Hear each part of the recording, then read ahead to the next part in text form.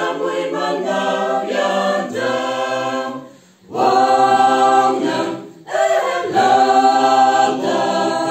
ta bên nằm nín san ha tem man thang mà đi ta cây tem mà ya nhìn chỉ có hồng nắng tem mà làm mùi la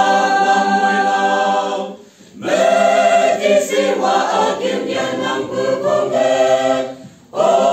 sana sẽ kém mà sau đi tới tới tới ngao tình mẹ yong cô thân mà Giêsu hãy sinh lập Hallelujah sẽ kém mà sau tới tới đi bự mang ca trong mẹ của hoàng ngày thế nhiên nặng yên chi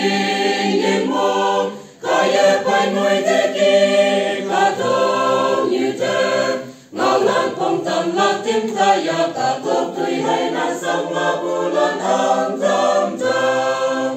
vang nam em lang thang bên nam nín san ha tâm man tâm ma ti ta cây tâm man ya nhìn như bao hồng nào nghe tâm man làm vui lòng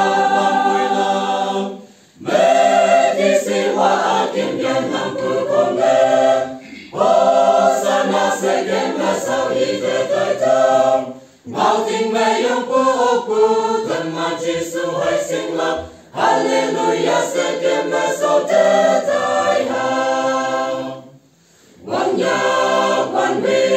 chính mẹ mà cụ là nhân lăng mẹ Christian là nu mà sẽ chỉ trên nhau cho gần bưu mà nhân lăng chính là tinh ta ya imani ni patang